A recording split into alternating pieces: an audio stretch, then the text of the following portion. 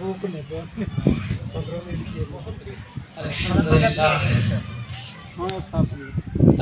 لله وحده والصلاة والسلام على من لا نبي بعده والذين أوفوا بعده أما بعد فأعوذ بالله من الشيطان الرجيم بسم الله الرحمن الرحيم واعتصموا بحبل الله جميعا ولا تفرقوا.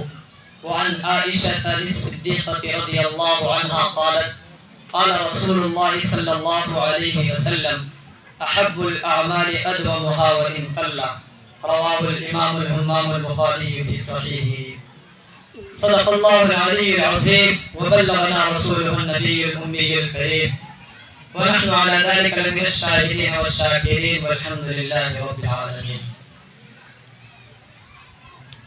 محترم و مکرم معزز سامعین کرام و حضرات مسلیان عظام، باتیں جتنی ہونی تھی وہ ہو چکی ہیں. بس دو پیغام جو حدیث پڑھی میں نے اور اللہ تبارک و تعالیٰ کے قرآن کی آیت پڑھی ہے، بس اس کا سادہ سا ترجمہ کرتا ہوں. اور چونکہ یہ سال میں ایک مرتبہ موقع آتا ہے، اس لیے عید کی نماز کا طریقہ بتا کر انشاءاللہ تبارک و تعالیٰ نماز کھڑی ہو جائے گی. سب سے پہلی بات جو قرآن کی آیت پڑھی میں نے، اللہ تبارک و تعالیٰ نے اس کے اندر ارشاد فرمایا وَاعْتَصِمُوا بِحَبْلِ اللَّهِ جَمِيعًا وَلَا تَفَرَّقُوا.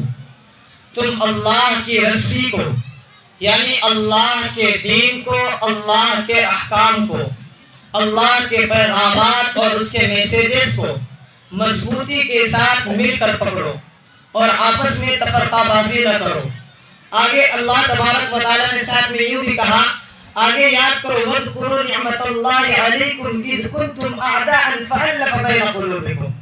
یاد کرو اللہ کی اس نعمت کو جو اللہ تبارک و تعالیٰ نے آپ پر فرمایا ہے. وہ نعمت کیا ہے؟ اِذْ كُنْتُمْ أَعْدَاءً، پہلے آپ آپس میں دشمن تھے، آپس میں ایک دوسرے کے مخالف تھے، ایک دوسرے کو دیکھنا نہیں چاہتے تھے. لیکن اللہ تبارک و تعالیٰ نے کرم، فضل، احسان اور امتنان یہ فرمایا فَأَلَّفَ بَيْنَ قُلُوبِكُمْ، کہ تمہارے دلوں کے درمیان محبت کو پیدا فرما دیا، جس کا نتیجہ یہ ہوا فَأَصْبَحْتُمْ بِنِعْمَتِهِ إِخْوَانًا، کہ تم جو آپس میں اللہ کی نعمت اور اس کے انعام کی وجہ سے بھائی بن گئے ہو. ورنہ تو تم بِنِعْمَتِهِ إِخْوَانًا، آپ تو وَكُنْتُمْ عَلَى شَفَا حُفْرَةٍ مِّنَ النَّارِ فَأَنْقَذَكُم مِّنْهَا، آپ تو جہنم کے گھڑے میں جا گرے تھے. لیکن اس عید کی برکت سے مان کے چلے، چونکہ اس آیت کو نزول تو عید کے لیے نہیں ہوا ہے، لیکن اللہ کا جو حکم ہے اگرچہ وہ کسی نہ کسی آیت اور کسی نہ کسی واقعے سے تعلق رکھتا ہے اس کا شان نزول، لیکن اس کا جو حکم ہوا کرتا ہے وہ عام ہوا کرتا ہے. میں اس کو اس اپنے تہوار سے جوڑنے لگا ہوں کہ دیکھیں جو آپس میں ہم لوگ دشمنی ہوتی ہے، آپس میں ایک دوسرے سے سال بات نہیں کرتے ہیں، لیکن یہ عید کی برکت سے ہم اور آپ آپس میں بھائی ہو جاتے ہیں. اور یہ اللہ کی طرف سے ہوا ہے، ورنہ اللہ کے رسول کے فرمان کے مطابق کہ کسی مسلمان کے لیے یہ بات جائز ہی نہیں کہ وہ کسی بھی دوسرے مسلمان سے 3 دن سے زیادہ قطعی تعلق کرے. لیکن اللہ تبارک و تعالیٰ نے اس کی وجہ سے ہمیں بتا دیا.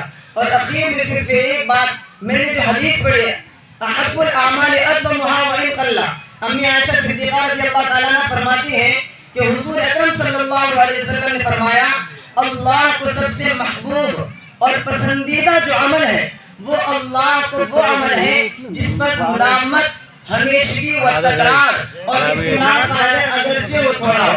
یعنی ہم رمضان میں خوب عبادت کی ہے تو اس عبادت کو ہمیں پورا سال جاری رکھنا ہے، اگرچہ ہم تھوڑا کریں.